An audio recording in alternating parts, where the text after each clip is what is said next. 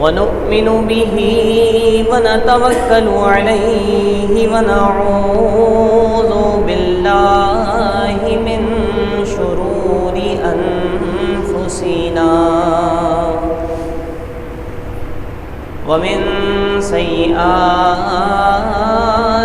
أعمالنا من يهده الله فلا مضل له ومن يضلله فلا هادي له ونشهد أن لا إله إلا الله وحده لا شريك له ونشهد أن سيدنا ومولانا وملجانا ومأوانا محمدًا عبده ومحبوبه ومقصوده ورسوله أرسله بالحق هدى بشيرا ونذيرا لتؤمنوا بالله ورسوله وتعزروه وتوقروه وتسبحوه بكرة وأصيلا اللهم رب اشرح لي صدري ويسر لي أمري واحلل عقدة من لساني يفقهوا قولي أما بعد فأعوذ بالله من الشيطان الرجيم بسم الله الرحمن الرحيم لئن شكرتم لأزيدنكم وقال رسول الله صلى الله عليه وسلم إنما الأعمال بالنيات آمنت بالله صدق الله مولانا العظيم وصدق رسوله النبي الكريم الأمين ونحن على ذلك لمن الشاهدين والشاكرين والحمد لله رب العالمین۔ اللہ جل جلالہ وعم نوالہ وأعظم شانہ وجل ذکرہ کی حمد اور اس کے پیارے حبیب لبیب نبی کریم رؤوف رحیم علیہ افضل الصلاۃ والتسلیم کی ثنا و توصیف بیان کرنے کے بعد میں نے آپ احباب ذی وقار کے سامنے قرآن مجید فرقان حمید کی ایک آیہ مقدسہ و متبرکہ حصول برکت کے لیے تلاوت کرنے کا شرف حاصل کیا۔ اس سے قبل کہ میں اپنی گفتگو کا باقاعدہ آغاز کروں، اللہ رب العزت کی بارگاہ میں انتہائی خلوص دل خلوص نیت کے ساتھ یہ دعا کرتا ہوں کہ وہ مجھے حق اور سچ بیان کرنے کی توفیق عطا فرمائے۔ ہم تمام مسلمانوں کو اسے سن کر سمجھ کر عمل پیرا ہو کر دوسروں تک پہنچانے کی توفیق نصیب فرمائے۔ یہ مہینہ شوال المکرم کا جاری و ساری ہے اور اس مہینے میں کثرت کے ساتھ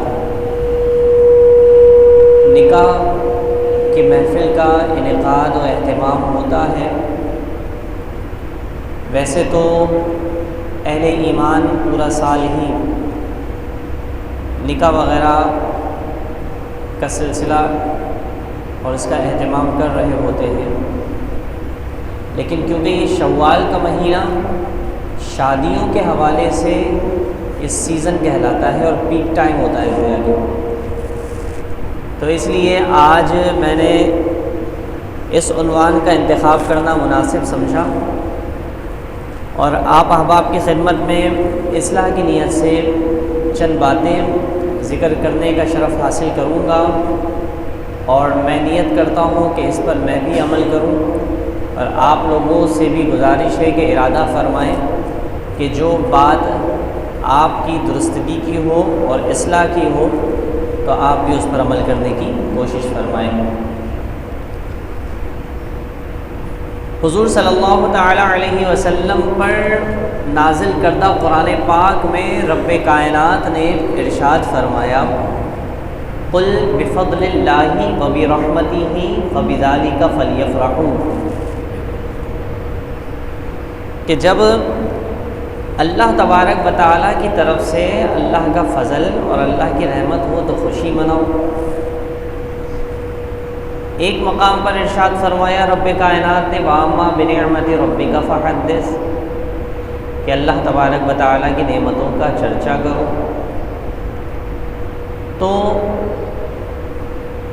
ویسے تو رب کائنات نے ہمیں بہت ساری نعمت عطا فرمائی ہے، لیکن سنت نکاح کا انعقاد کرنا اور نبی علیہ السلام کی سنت پر عمل کرنا یہ بھی ایک بہت بڑی نعمت ہی ہے، اور یہ ایسی نعمت ہے کہ اس نعمت کو جو عطا کرتا ہے، حاصل کرتا ہے، یا جو اس سنت کو اختیار کرتا ہے تو اللہ تبارک و تعالیٰ اس کے ایمان کی حفاظت فرماتا ہے۔ کہ نبی کریم صلی اللہ تعالی علیہ وسلم کا فرمان مبارک ہے کہ جب کوئی نکاح کرتا ہے تو نکاح کرنے سے بندے کا آدھا ایمان محفوظ ہو جاتا ہے۔ تو آپ دیکھیں کہ نکاح کے بارے میں نبی کریم صلی اللہ تعالی وسلم نے اتنی بڑی فضیلت بیان فرمائی۔ میں اکثر آپ کی خدمت میں یہ ذکر کرتا رہتا ہوں کہ ایمان کی حفاظت کا انتظام کیا جائے، ایمان کی حفاظت کی فکر کی جائے۔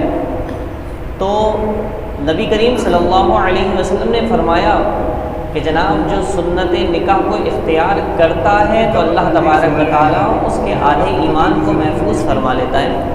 تو اس سے نکاح کی اہمیت اور نکاح کی فضیلت بھی پتہ چلی ہمیں۔ لیکن جو میں آپ کی خدمت پہ عرض کرنا چاہتا ہوں، ہمارے یہاں معاملہ یہ ہے کہ جب ہمیں کوئی خوشی ملے تو ہم رب کی نافرمانی کرنا شروع کر دیتے ہیں، جب کوئی غم ملے تو رب کی بارگاہ میں شکوے شکایت کرنا شروع کر دیتے ہیں، اور یہ شریعت اسلام کے سراسر خلاف ہے۔ رب کائنات نے ارشاد فرمایا کہ جناب لَإِن شَكَرْتُمْ لَأَزِيدَنَّكُمْ، کہ جب رب تبارک و تعالیٰ کی نعمتوں کا تم شکر ادا کرو گے نا تو اللہ تبارک و تعالیٰ تمہاری نعمتوں میں تمہیں جو عطا کردہ نعمت ہے اس میں اضافہ فرما دے گا۔ وَلَئِن كَفَرْتُمْ، اور اگر تم نے میری ناشکری کی، کفران نعمت کیا تو میں تمہیں شدید عذاب میں مبتلا کر دوں گا۔ تو اب یہاں دو چیزیں ہیں، فرمایا کہ جب نعمت ملے تو رب کا شکر ادا کرو، اور جب کوئی غم تمہیں لاحق ہو تو پھر اللہ تبارک و تعالیٰ کی بارگاہ میں صبر و استقلال کا مظاہرہ کرو۔ آج جو ہمیں پریشانی لاحق ہے نا، اس کی وجہ ایک یہ ہے کہ جب خوشی ملتی ہے تو ہم باغی ہو جاتے ہیں، اور جب ہمیں کوئی غم ملتا ہے تب بھی ہم شکوے شکایت کرنا شروع کر دیتے ہیں۔ آپ دیکھیں خوشی اگر بات کی جائے خوشی کی تو بہت بڑی خوشی یہ ہے کہ جناب شادی ہو جانا، یہ بہت بڑی خوشی ہے نا۔ غم کیا ہے؟ فوتگی ہو جانا، کسی کا انتقال ہو جانا۔ تو اب جب کہیں کسی کا انتقال ہوتا ہے تو اب کیا معاملہ ہوتا ہے؟ شکوے شکایت کرنا، نازیبہ الفاظ کہنا، یہاں تک کہ معاملہ یہ ہے کہ اگر کسی کے گھر میں کسی کا انتقال ہو جائے نا تو وہ رب کی بارگاہ میں کفر تک بک دیتا ہے، اور کفر تک بکتا ہے، اور پھر ایسی صورت میں اس کا ایمان بھی برباد ہو جاتا ہے۔ تو یہ ساری صورتحالیں ہیں۔ تو جب تمہیں غم ملے تو رب کی بارگاہ میں صبر کرو۔ آپ دیکھیں نا، اگر فوتگی کے حوالے سے بات ہو، کسی کے تمہارے عزیز و اقارب کا انتقال ہو جائے تو پھر آپ کو کیسا صبر کرنا چاہیے۔ میں آپ کی خدمت میں اگر عرض کروں کہ نبی کریم صلی اللہ علیہ وسلم کے صحابی حضرت جابر رضی اللہ تعالیٰ عنہ، بخاری شریف میں بڑی مشہور حدیث ہے کہ حضرت جابر رضی اللہ تعالیٰ عنہ نے اپنی زوجہ سے کہا کہ میں نبی کریم صلی اللہ علیہ وسلم کی دعوت کرنا چاہتا ہوں۔ آپ کی زوجہ نے کہا کہ جابر، ہم حضور علیہ الصلوۃ والسلام کی دعوت کریں گے تو حضور کو کھلائیں گے کیا؟ ہمارے پاس تو خود کھانے کے لیے کچھ نہیں ہے۔ تو حضرت جابر رضی اللہ تعالیٰ عنہ نے فرمایا کہ ایک بکری کا بچہ ہے، اس کو ذبح کر لیں گے، اور چند جو کے دانے ہیں تو اس کو پیس کر آٹا بنا لیا جائے گا، چند افراد کا بآسانی کھانے کا انتظام ہو جائے گا۔ اب حضرت جابر رضی اللہ تعالیٰ عنہ کے 2 صاحبزادے، آپ نے اپنے صاحبزادوں کے سامنے بکری کے بچے کو ذبح کیا اور اپنی اہلیہ کے حوالے کیا کہ اس کا سالن بناؤ، میں جب تک نبی کریم صلی اللہ علیہ وسلم کو دعوت پیش کر کے آتا ہوں۔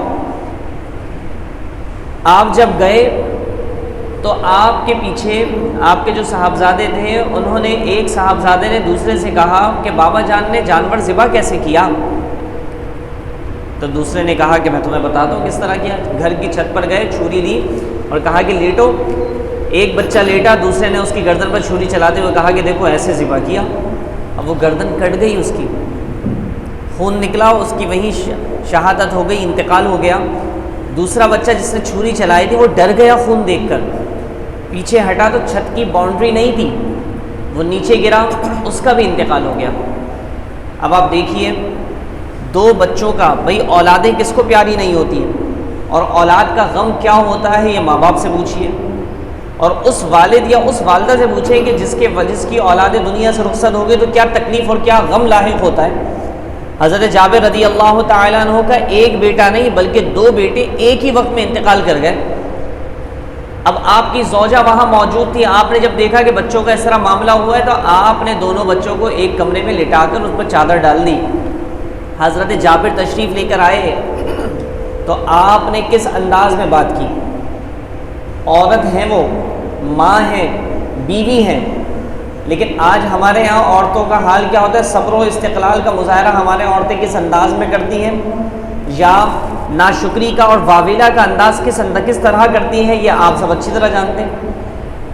تو وہاں عورتیں، وہ عورت ہیں، یہ دنیا کی، حضور کی امت کی عورتوں کو سبق دیا جا رہا ہے کہ آپ کی زوجہ نے حضرت جابر رضی اللہ تعالیٰ عنہ سے یہ کہا کہ یہ بتائیے کہ اگر کوئی شخص ہمیں امانت دے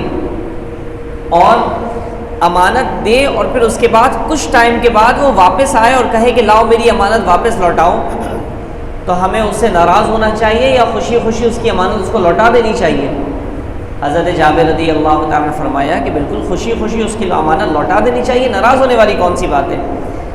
تو آپ کی زوجہ نے یہ تمہیدی گفتگو کرنے کے بعد فرمایا کہ رب کائنات نے ہمیں اولاد کی صورت میں امانت عطا فرمائی تھی، آج ان دونوں کا اس طریقے سے انتقال ہو گیا ہے۔ آپ نے پڑھا انا للہ و انا الیہ راجعون، اور فرمایا کہ نبی کریم صلی اللہ علیہ وسلم تشریف لا رہے ہیں، آپ کو اس بات کی خبر نہیں ہونی چاہیے۔ اب اللہ کے نبی کو خبر نہ ہو تو بتائیے کیسے ہو سکتا ہے؟ حضور تشریف لے کر آئے، جب کھانے کے دسترخوان پر تشریف فرما ہوئے تو فرمایا کہ جابر تمہارے بچے نظر نہیں آ رہے، ان کو بلاؤ۔ کہا کہ حضور وہ آرام فرما رہے ہیں، وہ سو رہے ہیں۔ شارحین فرماتے ہیں کہ ہو سکتا ہے حضرت جابر رضی اللہ عنہ نے یہ نیت کی ہو کہ وہ موت کی نیند سو رہے ہیں، تو کہا کہ وہ سو رہے ہیں۔ نبی علیہ السلام نے فرمایا یہ کوئی سونے کا وقت تو نہیں ہے، بلاؤ انہیں۔ کہا کہ حضور وہ آ جائیں گے، آپ تناول فرمائیے نا۔ فرمایا کہ نہیں، اب جب تک وہ بچے نہیں آئیں گے ہم کھانا نہیں کھائیں گے۔ اب جابر رضی اللہ تعالیٰ نے معاملہ بتایا، بتانے کے بعد حضور علیہ الصلوۃ والسلام کو لے کر گئے اس کمرے میں جہاں وہ بچے لیٹے ہوئے تھے، کپڑا ہٹایا، حضور علیہ السلام نے بچوں کے چہرے پر اپنا دست کرم پھیرا، دست کرم پھیرنا تھا، اللہ نے ان بچوں کو زندگی عطا فرما دی۔ تو آپ یہ دیکھیں، صبر کیا نا، جب صبر کیا تو اللہ تبارک و تعالیٰ نے اجر بھی عطا فرمایا۔ تو آج ہمارا معاملہ یہ ہے کہ ہم پر جب کوئی غم لاحق ہوتا ہے تو ہم بے صبری کا مظاہرہ کرتے ہیں۔ بھائی رب نے تمہیں نعمت عطا فرمائی، جس رب نے تمہیں خوشی عطا فرمائی ہے وہی رب قادر ہے غم بھی عطا فرمانے پر۔ جب تمہیں خوشی ملی تھی تب تم رب سے راضی تھے، آج تمہیں اگر غم ملا ہے تو بھی رب سے راضی ہونے کا اظہار کرو نا۔ تو اس لیے ہمیں چاہیے کہ رب کائنات کی طرف سے جو بھی غم آپ کو لاحق ہو تو اس پر بھی اللہ تبارک و تعالیٰ کا صبر، اللہ کی بارگاہ میں صبر پیش کریں۔ اسی طریقے سے جب کوئی خوشی ملے تو ناشکری نہیں ہونی چاہیے۔ خوشی مل جانے کے بعد چاہے وہ دولت کی صورت میں ہو، چاہے وہ اولاد کی صورت میں ہو، چاہے وہ عورت کی صورت میں ہو، چاہے وہ گھر بار کی صورت میں ہو۔ آج تو حال یہ ہے کہ مسجد میں سجدہ کرنے کے لیے وہ شخص آتا ہے جس کی کہیں نہ کہیں گوٹ پھنسی ہوئی ہوتی ہے۔ آج جناب آپ کی جاب نہیں لگ رہی تو آپ آئیں گے مسجد میں نماز پڑھنے کے لیے، آپ کی اولاد نہیں ہو رہی ہے تو آپ آئیں گے مسجد میں نماز پڑھنے کے لیے، آپ کے رقم کہیں پھنسی ہوئی ہے تو پھر آپ منت مان لیں گے کہ جناب اتنے نوافل پڑھوں گا اگر میرا مسئلہ حل ہو گیا اور رقم نکل گئی۔ آپ کے رشتے کہیں نہیں لگ رہے ہیں تو جناب اب آپ آئیں گے مسجد میں نماز پڑھنے کے لیے۔ تو حال ہمارا یہ ہے کہ جب ہمارے پاس تنگ دستی ہوتی ہے، پریشانی ہوتی ہے، مشکل ہوتی ہے، مصیبت میں مبتلا ہوتے ہیں تو رب کی بارگاہ میں آتے ہیں۔ مجھے بتائیے نا کہ کتنے لوگ ہیں ایسے، ہم سب اپنا محاسبہ کریں، آپ بھی اس زمانے میں رہتے ہیں، ہم بھی اسی معاشرے کا حصہ ہیں۔ بتائیے کہ جس کی جاب بھی اچھی ہو، پیسہ بھی اچھا آ رہا ہو، اولادیں بھی ہوں، گھر بار بھی اچھا ہو، سب کچھ صحت میں تندرستی میں بھی بہت ٹھیک ٹھاک ہو، تو اب ایسی صورت میں عیاشیاں بھی چل رہی ہوں، ساری چیزیں چل رہی ہوں، مجھے بتائیے پھر وہ کتنی نمازیں پڑھتا ہے آ کر، کتنے نوافل پڑھتا ہے آ کر، کتنا گناہوں سے بچتا ہے۔ بچتا کب ہے؟ جب اس پر سر پر کوئی مصیبت آتی ہے، پھر جناب تو یہ اللہ تبارک و تعالیٰ نے گویا کہ حضور علیہ الصلوۃ والسلام کے فرمان کے مطابق، تفسیر کے مطابق شریعت اسلام کا خلاصہ اور مفہوم بھی یہ ہے کہ بسا اوقات رب کائنات کچھ لوگوں کو مصیبت میں مبتلا کرتا ہے۔ کیوں؟ اس لیے تاکہ وہ اللہ تبارک و تعالیٰ کی عبادت کرنے کے لیے آئیں۔ لیکن بعض لوگ تو اتنے ڈھیٹ ہوتے ہیں کہ ان کا مصیبت بھی آئے، پریشانی بھی آئے، بے روزگاری بھی ہے، سارا دن گھر میں پڑا ہوا ہے بے روزگاری کی وجہ سے، لیکن وہ نماز پڑھنے کے لیے مسجد میں نہیں آئے گا۔ ایک صاحب کہنے لگے حضرت جاب نہیں ہے، کچھ دعا وغیرہ کریں تاکہ میری جاب کا کچھ انتظام ہو جائے۔ میں نے بولا حضرت بالکل دعا کریں گے، آپ بھی اپنے لیے دعا کیجئے اور نماز کی پابندی کیجئے۔ اس نے عادتاً کہا یا واللہ عالم کیسے اس کی زبان سے جملہ نکلا، کہتا ہے وہ وقت نہیں ہے، ٹائم ہی نہیں ملتا ہے۔ تو جاب نہیں ہے بندے کی، پھر بھی اس کو ٹائم نہیں مل رہا نماز پڑھنے کے لیے، تو پھر ٹائم کہاں تم صرف کر رہے ہو بھائی۔ تو اب معاملہ ہمارا یہ ہے کہ جب خوشی ملے نا بھائی، مصیبت میں پریشانی میں تو ہر کوئی اللہ تبارک و تعالیٰ کی بارگاہ میں سجدہ ریز ہوتا ہے۔ کمال تو تب ہے کہ جب تمہیں اللہ تبارک و تعالیٰ نے صحت بھی عطا فرمائی ہو، دولت بھی عطا فرمائی ہو، اولاد بھی عطا فرمائی ہو، گھر بار بھی اچھا عطا فرمایا ہو، پھر تم رب کی رضا، رب کو راضی کرنے کے لیے پھر اللہ تبارک و تعالیٰ کی عبادت کرو نا۔ تو اب یہ معاملہ ہے۔ اور پھر آپ دیکھیں خوشی میں، پریشانی میں تو ہر کوئی آتا ہے، خوشی میں اور صحت میں، مال و دولت میں، مالدار ہونے کے بعد اب اللہ کی عبادت کرنے آؤ نا، پھر مزہ ہے۔ وہ کسی نے کہا کہ جناب یہ جو اللہ نے تمہیں نعمت صحت کی عطا فرمائی ہے نا، تو اس کی قدر کرو اور اس صحت کو غنیمت جانو بیماری سے پہلے۔ یہ جو رب نے تمہیں مال عطا فرمایا ہے نا، اس مال کو غنیمت جانو تنگ دستی سے پہلے۔ یہ جو رب نے تمہیں زندگی عطا فرمائی ہے نا، اس زندگی کو غنیمت جانو موت سے پہلے۔ کیونکہ کئی لوگ ایسے ہیں جو صحت مند ہوتے ہیں پھر اللہ کی عبادت نہیں کرتے، لیکن جب بستر پر پڑ جاتے ہیں، بیمار ہو جاتے ہیں، پھر وہ کہتے ہیں کاش میں صحت مند ہوتا تو لمبے لمبے قیام کرتا، لمبے لمبے سجدے کرتا، کثرت نوافل کا ادا کرتا، لیکن ابھی بیمار اب نہیں کر سکتے۔ فرمایا کہ کئی لوگ ایسے ہیں جو تندرست ہوتے ہیں، لیکن ان کی تمنا یہ ہوتی کاش میرے پاس بھی مال ہوتا تو میں راہ خدا میں خرچ کرتا، لیکن نہیں ہوتا۔ تو فرمایا کہ کئی لوگ ایسے ہوں گے جو مرنے کے بعد رب کی بارگاہ میں تمنا کا اظہار کریں گے کہ مولا مجھے ایک سجدہ کرنے کی اجازت عطا فرما دے، تو اس وقت نہیں ملے گی۔ تو آج تو تمہیں زندگی بھی ملی ہے، آج تمہیں صحت بھی ملی ہے، جس کو اللہ نے مال دولت اسباب عطا فرمایا تو آج یہ ساری دولت بھی ہے، لیکن یہ سب کچھ ہمیشہ نہیں رہے گا۔ نہ صحت ہمیشہ رہے گی، نہ دولت ہمیشہ رہے گی، نہ زندگی ہمیشہ رہے گی، یہ ساری چیزیں ختم ہونے والی ہیں۔ پھر جب ختم ہو جائیں گی نا اور آپ نے ان نعمتوں کا حق ادا نہیں کیا ہوگا تو پھر اللہ تبارک و تعالیٰ کی بارگاہ میں شرمساری اور شرمندگی ہوگی۔ تو اس سے پہلے کہ یہ ساری چیزیں ہم سے لے لی جائیں اور ہم ان نعمتوں سے محروم ہو جائیں نا، تو ہمیں ان کی قدر کرنی چاہیے۔ بات میں کر رہا تھا آپ سے شادی کے حوالے، شادی بہت بڑی نعمت ہے۔ میں نے ابھی شروع میں عرض کیا اور اچھی شریک حیات مل جانا یہ رب تبارک و تعالیٰ کی عظیم نعمتوں سے ایک نعمت ہے۔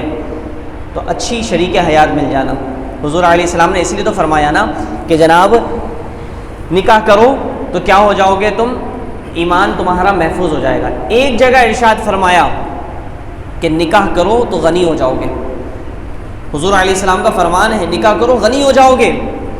لیکن حال ہمارا یہ ہے، ہمارے پاس کئی لوگ ایسے آتے ہیں، ہو سکتا ہے آپ لوگوں نے بھی کئی ایسے لوگوں کا مشاہدہ کیا ہو، نکاح کرنے کے بعد ہم سے کہتے ہیں حضرت جب سے شادی ہوئی ہے نا تب سے پریشان ہو گیا ہوں۔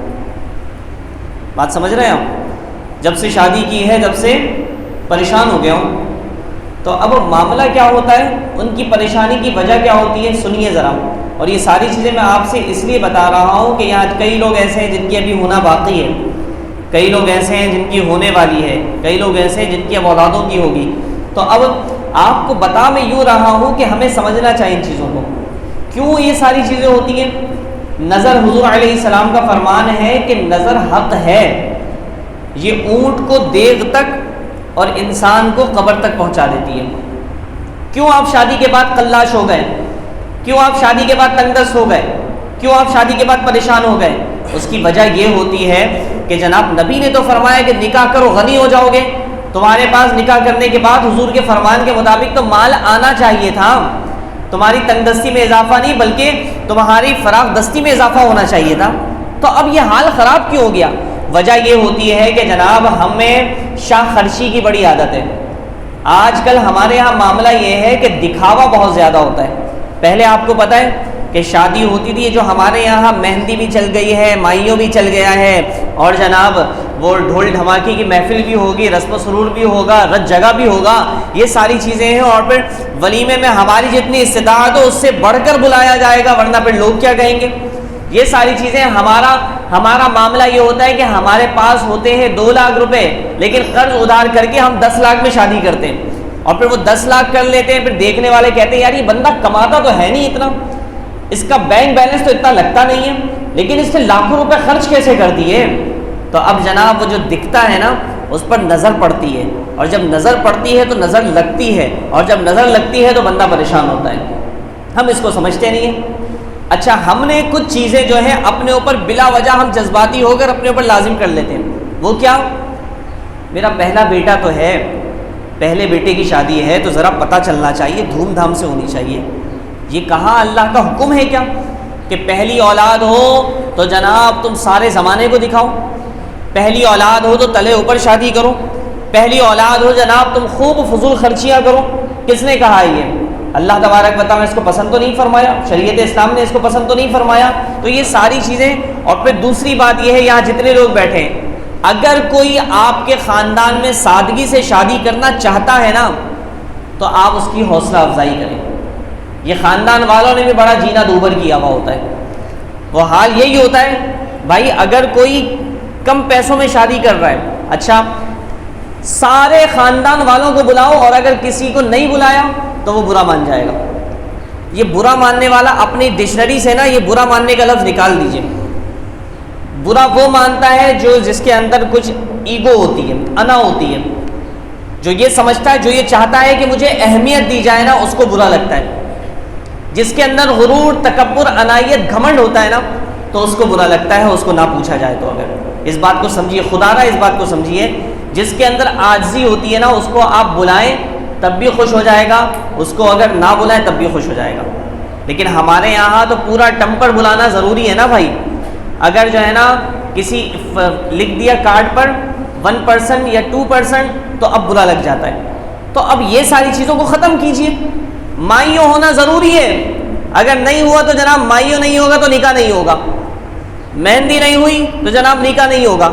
اب جناب ساؤنڈ سسٹم نہ بلایا، فنکشن نہ کیا، رقص و سرور کی محفل نہیں ہوئی، شادی بیاہ میں گانے باجے نہ ہوئے، اور جناب رت جگہ نہیں ہوا، تو لوگ کہتے ہیں کہ جناب یہ کوئی محفل ہے۔ ہم نے ایسے لوگوں کو بھی کہتے ہوئے سنا ہے، یہ مسلمانوں کی بات بتا رہا ہوں، کسی ہندو کی بات نہیں بتا رہا میں آپ کو، کسی سکھ کی، عیسائی کی بات نہیں بتا رہا، میں نے مسلمانوں کو یہ بات کہتے ہوئے سنا ہے کہ یار شادی ہے اور شادی میں گانے نہیں بج رہے، تو جناب یہ شادی ہے یا 40ویں کی محفل ہے؟ یہ لوگ مسلمان یہ جملے کہہ رہے ہوتے ہیں۔ اب مجھے بتائیے اور آپ کو پتہ ہے کہ یہ جو گانے باجے ہوتے ہیں نا، یہ بہت بڑی وجہ ہے. شادی جو ہوتی ہے ہمارے یہاں کثرت سے شادیاں ہوتی ہیں، لیکن آپ ذرا معاشرے کا سروے تو کریں، کثرت سے طلاقیں بھی ہو رہی ہیں. ان دنوں میں تقریباً یہ 2-4 مہینوں میں تقریباً میرے پاس 30-40 کیسز آ چکے ہیں. وہ مسئلہ پوچھتے ہیں طلاق کے حوالے سے، انہوں نے اپنی بیگم کو جھگڑے کی وجہ سے کسی وجہ سے طلاق دے دی ہوتی ہے. ابھی میرے پاس کل ایک بندے نے سوال کیا، 8 مہینے ہوئے تھے شادی کو. کتنے؟ زور سے کہیے. 8 مہینے ہوئے تھے اور اس نے جھگڑے میں غصے میں آ کر اپنی بیوی کو 3 طلاق دے دی. اب وہ پریشان ہو رہا ہے. یہ نحوستیں کیوں پڑتی ہیں آپ کو پتہ ہے؟ آپ نے لاکھوں روپے لگا کر شادی کی اور پھر آپ کو شریعت اسلام کے احکام پتہ ہی نہیں تھے، اور پھر وہ یہ ہوتا ہے کہ لاکھوں روپے لگانے کے بعد 8 مہینے کے بعد آپ کے رشتے ختم ہو گئے، علیحدگی ہو گئی. سارے 8 لاکھ روپے میں پانی پھر گیا کہ نہیں پھرا؟ 10 لاکھ روپے میں پانی پھر گیا کہ نہیں پھرا؟ تو اب یہ کیوں ہوتا ہے؟ اس کی وجہ بھی یہی ہے. دیکھیے، نیکیوں میں برکت ہے اور گناہ میں نحوست ہے. اللہ کرے کہ آپ لوگ یہ بات سمجھیں. ہمارے یہاں معاملہ ڈھول ڈھماکے گانے باجوں کی جو نحوستیں ہیں نا، اس کی وجہ سے طلاقیں ہو رہی ہوتی ہیں. طلاقیں اسی وجہ سے ہو رہی ہوتی ہیں، گناہ میں نحوست ہوتی ہے. اب کوئی کہے کہ جناب ہم نکاح پڑھانے جاتے ہیں، ساری چیزیں معاشرے کا ہم بھی حصہ ہیں، تو لوگ اتنی بے باکی کے ساتھ، اب تو حال یہ نعوذ باللہ یہ ہو گیا ہے، اپنی گھر کی خواتین کو سنبھال کے رکھیں. بھائی میری آواز جو مائیں بہنیں سن رہی ہیں نا، ان کو بھی سمجھنا چاہیے ان باتوں کو کہ تم شادی میں ناچنے کا شوق رکھتی ہو، تم شادی میں فیشن کرنے کا شوق رکھتی ہو، تم بننے سنورنے کا اگر شوق رکھتی ہو، تو پھر یہ اللہ اور اس کے رسول کی لعنتیں تم پر پڑیں گی. نبی کریم صلی اللہ علیہ وسلم کا فرمان ہے نا کہ کوئی عورت اگر خوشبو لگا کر اپنے گھر سے نکلی اور نامحرم تک وہ خوشبو پہنچی، تو فرمایا کہ ایسی عورت کا جو مرد ہے نا، حضور علیہ السلام نے فرمایا وہ دیوس یعنی بے غیرت ہے. صرف خوشبو لگا کر. آج حال کیا ہے؟ شادیوں میں کیا کچھ نہیں ہوتا. میں یہ عرض کرنا چاہتا ہوں آپ کو، میں نے رمضان شریف میں عصر کی نماز کے بعد جو نشست ہوتی اس میں بھی یہ چوٹ کرنے کے لیے بات کہی تھی. اللہ کرے کہ ہم میں غیرت آ جائے اور ہم اس بات کو سمجھ جائیں کہ جناب دیکھیے نا، اگر ہم جو ہے نا کسی فلم ایکٹر کو، کسی اداکار کو، کسی فلم اسٹار کو جو ہے نا دیکھتے ہیں ٹی وی میں یا اس میں بن سور کر آتے ہیں، ہم اس کو اچھا تو نہیں سمجھتے، ہم تو اس کو برا سمجھتے ہیں. ہم اس کو طائفہ کا نام دیتے ہیں اور کہتے ہیں کہ جناب یہ کیسی بدبخت عورت ہے اور کیسی بے حیا ہے. وہ بال کھول کے میک اپ کر کے بن سور کر وہ لوگوں کے سامنے اپنی زیب و زینت کا اظہار کر رہی ہوتی ہے. مجھے بتائیے نا ذرا کہ ٹی وی پر کوئی اداکار اگر یہ کام کرے، کوئی فلم اسٹار اگر یہ کام کرے، تو اب وہ بے حیا ہے، وہ بے غیرت ہے. لیکن اگر یہی کام شادی میں ہماری گھر کی بہنیں وہ یہ کام کریں، بال کھول کر میک اپ کر کے خوشبو لگا کر اپنے حسن کا اظہار کریں وہ غیر مرد کے سامنے، تو اب مجھے بتائیے وہ بے حیا نہ ہوئی؟ وہ بے غیرت نہیں ہوئی؟ تو اب مجھے بتائیے، شریعت اسلام نے تو عورتوں کو پردے میں رہنے کا حکم فرمایا ہے. اب پردہ اگر کیا جائے جناب، مرد الگ ہو عورتیں الگ ہو، بیچ میں پارٹیشن کر دیا جائے، تو اب ایسے بھی کئی لوگوں کو برا لگتا ہے. ہم نے ایسے لوگوں کو بھی سنا، کہا کہ بھائی یہ کیا بات ہے، پردہ کرنے کی کیا ضرورت ہے؟ آنکھوں کا، دل کا پردہ ہونا چاہیے، دل کا پردہ ہونا چاہیے، شیطان کا وسوسہ ہے. تو لہٰذا ان تمام چیزوں کو سمجھیے، گانے باجوں سے بچے. گانے باجے کی نحوست کیا ہے؟ اس کی نحوست میں آپ کو یہ عرض کرنا چاہتا ہوں کہ گانے جو بنے ہیں نا، یہ مسلمانوں کے ایمان کو تباہ کرنے کے لیے بنے. اگر آپ اس کو سمجھیں تو ہمارا نوجوان کان میں ہینڈ فری لگا کر ساری رات سارا دن گانے سنتا رہتا ہے. اور یہ جو فیکٹریز میں کام کرتے ہیں نا نوجوان، یہ بھی اپنے حال کا محاسبہ کریں. سارا دن صبح سے لے کر شام تک ان کے کان میں ہینڈ فری لگی ہوتی ہے، جو ہمیں بتایا گیا ہے، جو ہم نے سنا ہے. میں نے دیکھا نہیں ہے کسی کو ایسا کرتے ہوئے، لیکن جنہوں نے دیکھا ہے انہوں نے ہمیں بتایا ہے کہ جناب وہ سارا دن وہ پیکنگ کر رہے ہیں، وہ کٹنگ کر رہے ہیں، تو اب جناب کان میں ہینڈ فری لگا ہوا ہے اور گانے چل رہے ہیں اور وہ کر رہے ہیں کام. اب تم سارا دن تم اناپ شناپ سنو گے تو تمہارے رزق میں برکت کہاں ہوگی؟ ہاں اگر ایسے یہ کان میں ہینڈ فری لگا کر یا موبائل میں تم اللہ رسول کی باتیں سن رہے ہو، بیان سن رہے ہو، قرآن کی تلاوت سن رہے ہو، نعت شریف سن رہے ہو، تو اس کی برکتیں حاصل ہوں گی. تو گانے میں کفریات ہوتے ہیں، مسلمانوں کے ایمان کو تباہ کرنے کے حوالے سے گانے بنائے گئے ہیں. اور یاد رکھیے، اگر کوئی شخص جانتے بوجھتے ہوئے زبان سے کفر ادا کر دے یا غلطی سے زبان سے کفر ادا کر دے، تو نبی کے فرمان کے مطابق وہ بندہ کافر ہو جائے گا، دار اسلام سے خارج ہو جائے گا. اگر اس کا نکاح ہوا تھا اس کا نکاح ختم ہو جائے گا، اگر وہ کسی پیر صاحب سے مرید تھا تو اس کی بیعت ختم ہو جائے گی، اور ایمان تو ختم ہو ہی جائے گا اس کو دوبارہ تجدید ایمان بھی کرنا پڑے گا، تجدید بیعت بھی کرنا پڑے گا، تجدید نکاح بھی کرنا پڑے گا اگر نکاح کیا تھا اس نے تو اب جناب گانے میں یہ کفریات ہوتے ہیں۔ آپ جناب شادیوں میں ہم نے کیونکہ نکاح پڑھانے جاتے کئی جگہ، میری کوشش حتی الامکان یہ ہوتی ہے میں آپ کو بتاؤں کہ جب ہال میں یا کہیں گانے بند ہو جاتے ہیں تو پھر اس کے بعد میری کوشش ہوتی ہے کہ میں اندر جاؤں، لیکن حال تو یہ ہوتا ہے نا، اکثر ایسا بھی ہوا ہے کہ جناب شادی میں تو کچھ لوگ اپنے باپ کی بھی نہیں سنتے، وہ کہتے ابا بولتے بند کر دو، وہ سنتے ہی نہیں، ابا کی بھی نہیں سنتے، اماں کی بھی نہیں، کسی کی نہیں سنتے، وہ پتہ نہیں کیا نشے میں سوار ہوتے ہیں سارے یہ نوجوان حضرات، ایسا لگتا ہے پتہ نہیں کیا بھنگ پی کر آئیں یہ لوگ، ایسے وہ گھوم رہے ہوتے ہیں۔ تو کچھ ہمیں شرم و حیا تو ہونی چاہیے نا۔ اور پھر اس کے بعد یہ ڈھول ڈھماکے گانے میں کفریات ہوتے ہیں۔ میں نے کچھ جملے میرے ذہن میں ہیں کفری کے حوالے سے، لیکن میں آپ کو یہ بتاؤں ہم نے شادی میں ہمارے کانوں سے سماعتوں سے کچھ جملے ایسے نکلے جو میں نے بولے یار کیسے لوگ ہیں، یہ کفریہ جملہ ہے، اور وہی اگر آپ اس کے ساتھ دہرا رہے ہیں یا آپ کے ذہن میں آپ نعت سنتے رہیں گے تو آپ نعت سنتے سنتے آپ کی زبان پر وہ نعت کے جملے جاری ہوتے ہیں کہ نہیں ہوتے؟ ہو جاتے ہیں۔ اسی طریقے سے جب آپ کو کفریہ الفاظ پر مشتمل گانے سنتے رہیں گے تو کیا ہوگا؟ پھر وہ آپ نہ چاہتے ہوئے بھی آپ کی زبان پر وہ گانے کا جملہ جاری ہو جائے گا، اور اگر وہ جملہ کفر پر مبتلا ہو تو کیا ہوگا؟ کہنے والا بندہ گیا کام سے۔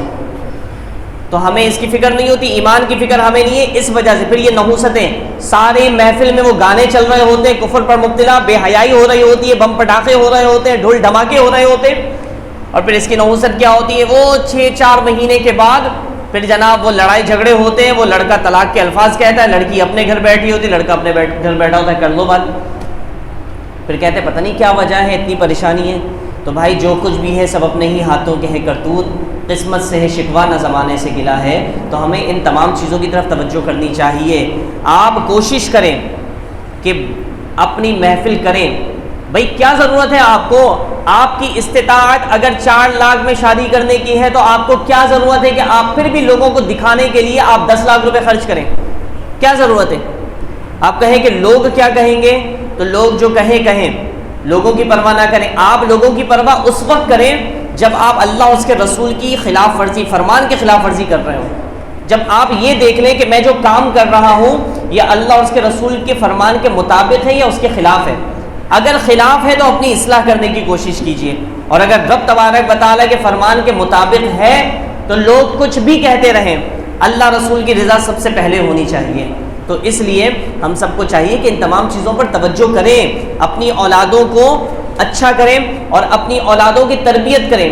اسی طریقے سے آپ جو ہے آخری بات کہہ کر میں گفتگو ختم کرنا چاہتا ہوں کہ شادی کیوں کی جاتی ہے؟ شادی کا مطلب اپنی نفسانی خواہشات کو پورا کرنا نہیں ہے، شادی کا مطلب ہے کہ نیک اولاد کا حصول، اولاد کا حصول، یہ شادی کا مقصد ہے۔ لیکن آج اللہ ماشاء اللہ اگر کوئی اس نیت کے ساتھ کرتا ہے کہ چلو خواہشات پوری ہو جائیں گی ساری چیزیں، تو پھر وہ ایک الگ معاملہ ہے، لیکن اصل مقصد یہ ہے۔ اور پھر دوسری بات، اولاد اگر ہوتی ہے تو اولاد کا نیک ہونا یہ بھی تمنا ہوتی ہے۔ یہاں پر میں آخر میں آپ سے یہ عرض کروں گا، جتنی اولادیں اللہ تبارک و تعالیٰ جس کو عطا فرمائی ہے، ہر باپ یہ چاہتا ہے کہ میری اولاد جو ہے وہ اللہ کا ولی بن جائے، ہر اولاد کی تمنا ہوتی ہے۔ تو اولاد کی نیک ہونے کی تمنا ہے تو پھر چاہیے کہ ماں باپ کو بھی نیک ہو، ماں باپ نیک ہو۔ اکثر و بیشتر ایسا ہوتا ہے لوگ ہمارے پاس آتے ہیں کہتے ہیں حضرت میرے بچے کے لیے دعا کریے، نماز ہی نہیں پڑھتا ہے، اور وہ جو شکایت کر رہے ہوتے ہیں نا بچے کی، ان کا خود کا حال یہ ہوتا ہے کہ وہ خود جمعے ہی آتے ہیں شاید نماز پڑھنے کے لیے۔ تو کئی لوگوں کا ایسے ہم جانتے ہیں کئی لوگوں کو۔ تو بھائی جب تم نیک نہیں ہوگے نا تو پھر اب ایسی صورت میں اولاد بھی تمہاری نیک نہیں ہوگی۔ اصول تو یہی ہے، کہیں یہ اصول ٹوٹ جاتا ہے، لیکن اکثر اصول یہ ہے کہ جب اولاد نیک ہوتی ہے تو اللہ تبارک، جب ماں باپ نیک ہوتے ہیں تو اللہ تبارک و تعالیٰ اولادیں بھی نیک عطا فرماتا ہے۔ تو آپ اپنا محاسبہ کیجئے، اگر آپ چاہتے ہیں نا کہ آپ کی اولادیں اچھی ہو جائیں تو آپ کہیں نہیں۔ کبھی کبھی ایسا ہوتا ہے کہ آپ کو اپنے بچے کو کوئی کام کرنے کے لیے کہنا نہیں پڑتا، آپ کر رہے ہوتے ہیں نا تو آپ کا دیکھیے وہ بچہ بھی کرنا شروع کر دیتا ہے۔ اس کی کئی مثالیں ہم نے دیکھی ہیں کہ جب ابا نماز پڑھ رہے ہوتے ہیں، اماں نماز پڑھ رہی ہوتی ہیں، تو بچے بھی ابا کو دیکھ کر اماں کو دیکھ کر ساتھ میں آ کر ٹوٹے پھوٹے انداز میں رکوع اور سجدہ کرنا شروع کر دیتے ہیں۔ کبھی ایسا ہوتا ہے کہ ماں باپ نے کہا نہیں ہوتا لیکن وہ دیکھ رہے ہوتے ہیں نا، تو اسی طریقے سے وہ کرنا شروع کر دیتے ہیں۔ تو آپ اچھے عمل کریں گے تو اللہ تبارک و تعالیٰ آپ کی اولاد کو بھی وہ اچھا عمل کرنے کا شرف عطا فرمائے گا۔ تو لہٰذا شادی جو ہے اس کو سنت کریں، سنت کے مطابق کرنے کی کوشش کریں، شریعت اسلام کے مطابق کرنے کی کوشش کریں۔ خاندان والے جو کہتے ہیں، خاندان والوں کو ڈیسیژن لینا پڑے گا آپ لوگوں کو، اور مرد کو مرد ہونا چاہیے۔ آج معذرت کے ساتھ اگر میری مائیں بہنیں بھی سن رہی ہیں نا، تو آج تو ہمارا حال یہ ہے کہ بس چلتی تو عورتوں کی ہے، ٹھیک ہے عورتوں کی بھی چلنی چاہیے، اچھی بات ہے، لیکن جناب وہ بات چلے نا جو شریعت کے مطابق ہو۔ اگر عورتیں یہ کہتے نہیں بھائی مہندی میں ڈی جے ساؤنڈ لگے گا، ساؤنڈ سسٹم لگے گا اور گانے والے بھی آئیں گے، بجانے والے بھی آئیں گے، فنکشن بھی ہوگا، تو اب ایسی عورت گھر میں کتنا ہی اثر رسوخ رکھتی ہو تو اس کی بات ماننے کی ضرورت نہیں۔ اگر یہ بات کوئی بھی کرے، مرد بھی کرتا ہے، تو پھر اب ایسی صورت میں اس کی بات ماننے کی ضرورت نہیں ہے۔ آپ کہیں کہ ابھی تو خوشی تم منا لو گے رب کی نافرمانی کرتے ہوئے، بعد میں جو نحوستیں پڑیں گی تو اس کو کون جھیلے گا؟ تو اس لیے یاد رکھیے یہ اتھینٹک بات ہے اور 100% درست بات ہے کہ آپ رب کی نافرمانی کرتے ہوئے سنت نکاح کو، جو کہ سنت ہے، شادی کریں گے تو پھر اس کی نحوستیں بعد میں لازمی پڑیں گی، الا یہ کہ کسی نے اگر توبہ کر لی ہو۔ تو لہٰذا ہم سب کو چاہیے کہ رب تبارک و تعالیٰ کی اطاعت و فرما برداری کے مطابق ہمیں سنت نکاح کی محفل کا انعقاد کرنے کی توفیق نصیب فرمائے، آمین بجاہ النبی الامین۔ وآخر دعوانا ان الحمد للہ رب العالمین۔ سنت ادا فرما لیجیے، صفحہ